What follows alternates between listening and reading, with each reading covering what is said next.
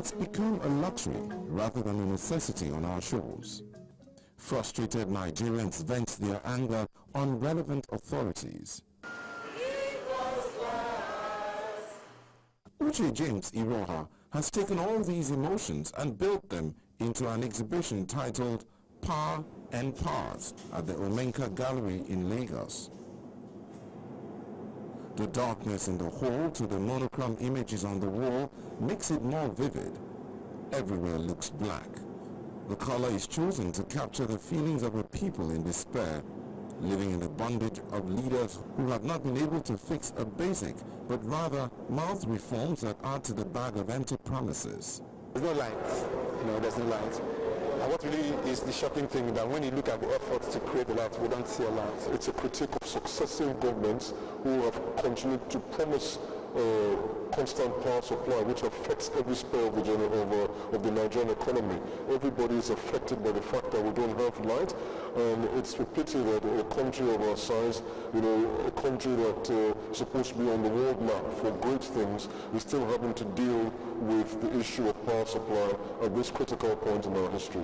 James Iroha's pictures play out this conversation, capturing those who are saddled with the bills in shackles 1 and 2, to others who can't afford it and try to beat the system in electoral manipulation.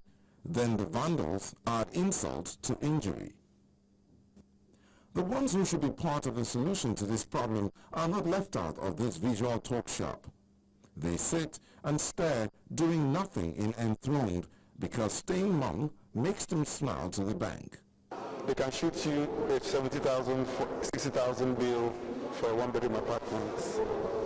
Okay, so the people react and you have no choice, you will pay anyways. Okay, so these figures remind us of the KKK. It's a clan, it's a group, it's a system. Okay, and their clothes made of NEPA bills, electricity bills.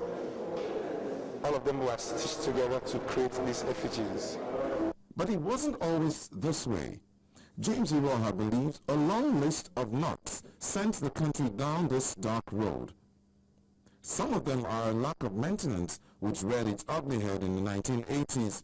Not creating room for expansion to meet the growing population has taken a toll on the equipment. Most of them have already become obsolete and can never be seen in developed countries.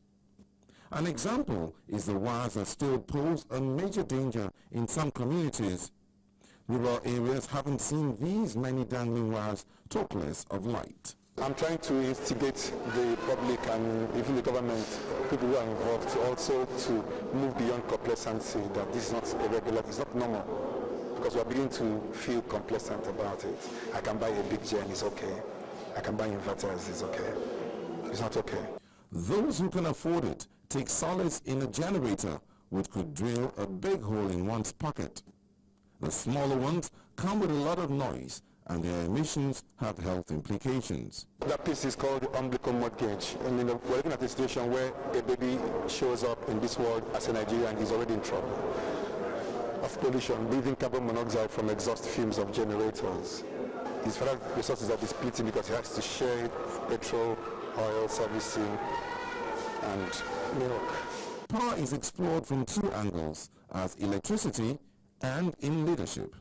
For the artist, these gloomy pictures show that everyone has in one way or the other contributed to the problem, and they can put heads together to find a solution.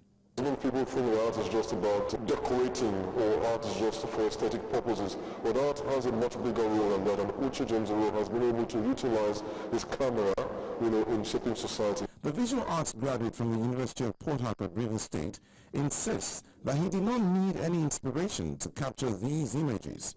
He was just voicing the views of many Nigerians. But it also comes with an advice. As elections beckon, it's an opportunity to choose. The power has shifted to the people, so vote someone who is not only passionate about fixing this problem, but ready to walk the talk.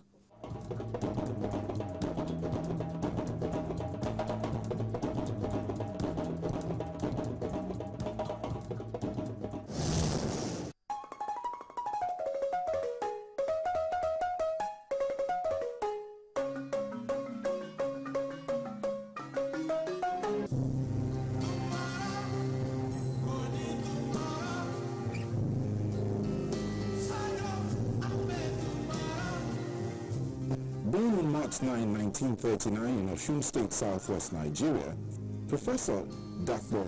Adeluba obtained his secondary school education at the prestigious Government College, Ibadan.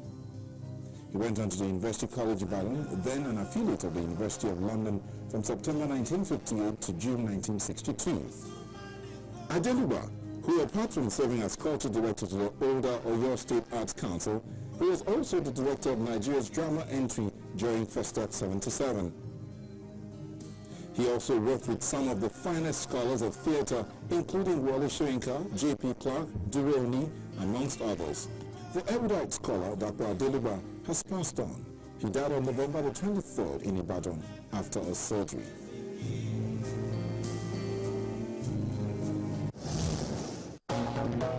Still to come on Arthouse, dance and photography meet here at Echo Moves. An exhibition by Yetunde Babaiku. You get all the details when you tune into the program next week.